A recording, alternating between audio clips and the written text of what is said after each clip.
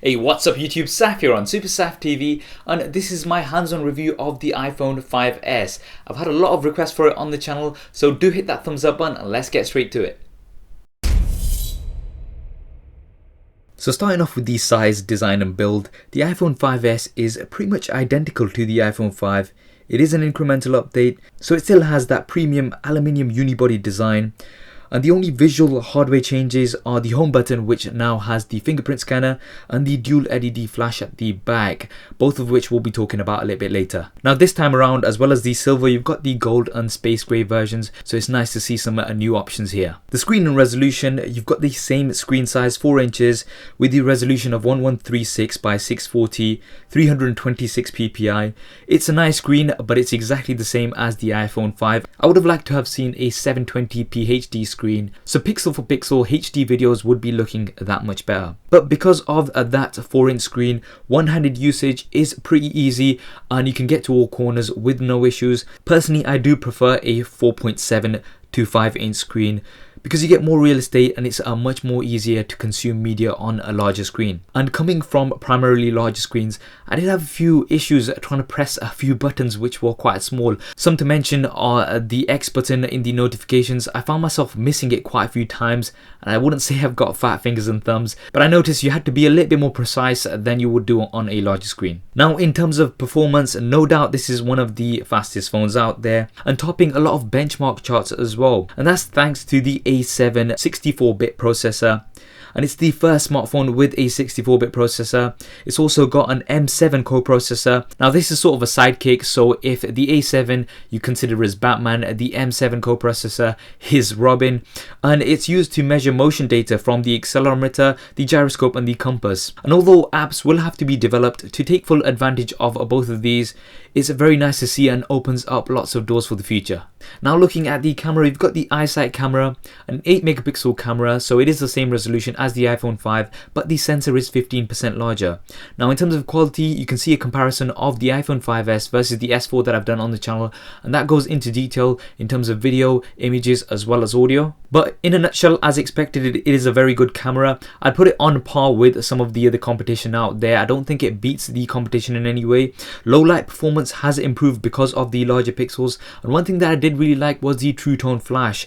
You've got one amber and one white LED, and these fire off in different combinations to give you more natural colors and more neutral skin tones. Now the front facing camera is still a 720p camera. I would have liked it to be 1080p to make it consistent with the rear facing camera as well. And my main negative of the video recording on the iPhone 5S is the fact that it still records in mono sound, so you've only got a single channel of audio compared to stereo sound, dual channels of audio that you've got on lots of other devices out there. So although the sound may seem okay in isolation, as soon as you put it alongside stereo sound, then you'll immediately notice a difference. Some of the things that I did really like was the Scram Mode, basically the Instagram mode on the camera, and the slow-mo 720p at 120 frames a second.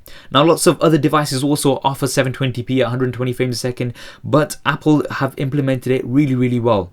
You can easily slow down parts of a video or the whole video altogether with ease, and it's really fun to use. Now the operating system, you've got iOS 7 here, the latest version of iOS. Now coming from primarily an Android background, lots of the changes were welcomed, such as the quick setting toggles, and it was nice to be able to switch your Wi-Fi, Bluetooth and things on and off without having to go into these settings as you had to do previously. Personally not a fan of the bright colored icons, but that's something that you could live with.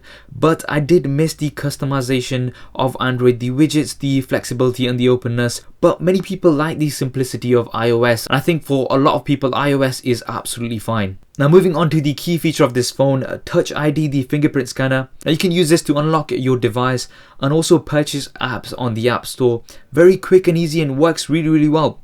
Yes, it's not the first time we've seen a fingerprint scanner on a smartphone. We did see it on the Motorola Atrix, but it's been implemented and integrated really well on the iPhone 5S. It's very easy to set up. You can have up to 5 fingers and you can scan your fingerprint in any angle 360 and it will recognize it. Now lots of people have been talking about the security risks of having your fingerprint on your smartphone. Apple have assured that the fingerprint data is only stored on the phone itself and is also encrypted. And there's some people going on about thugs possibly chopping off your thumb to get into your phone.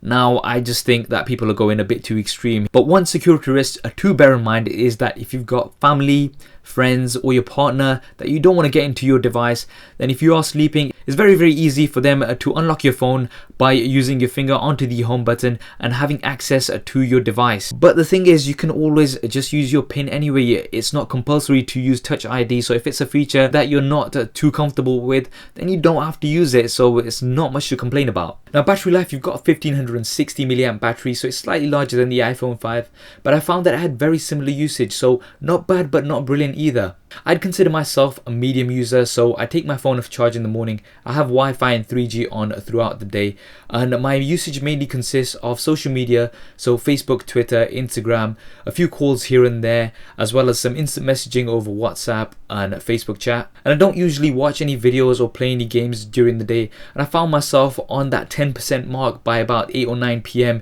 in the evening, so a few more hours would have been nice. Now, in terms of price, you can pick this up for £549 for the 16GB version in the UK, and depending on storage options, the prices go up. And in the US, off contract, once again, $649 upwards. So this is definitely a premium priced device, and the prices are not likely to go down up until the release of the next iPhone. So there we have it, the iPhone 5S, a very good device overall, and no doubt this is going to be one of the most popular smartphones of the year. Now, is there enough here to upgrade from the iPhone 5? I don't think there is. The iPhone 5 still has the latest version of iOS, and you have to remember that the 5S is only an incremental update to the iPhone 5, and Apple usually do this because most people are on 24-month contracts. So if you do currently have the iPhone 5, it may be worth waiting for the next iPhone or looking at some alternative options, unless you really want the new features of the iPhone 5S and you have the money for it. If you're an Android user and you're used to the customizability of Android on the larger screens of Android devices, then I do think you'll struggle with the iPhone 5S. But if you're an existing iOS user, maybe on the iPhone 4 or the iPhone 4S, then this is definitely a nice upgrade for you, and I do think you'll enjoy it. What do you think of the iPhone 5S? Do drop me a comment below and let me know your thoughts. I hope you enjoyed this video and found it useful. If you did, as always, please do hit that thumbs up button for me. It really does help me out. And why not subscribe to the channel? I've got plenty more content coming up in here. Thanks for watching. This is Saf on Super Saf TV, and I'll see you next time. If you want to see more regular videos like this one, then be sure to hit the subscribe button, which will be below. If you're on a mobile device, it may be somewhere else. If you want to see my previous related video, then hit the link right here. If you want to stay in touch over Facebook, Twitter, and Google+, then all of the addresses will be there somewhere, as well as direct links in the description below.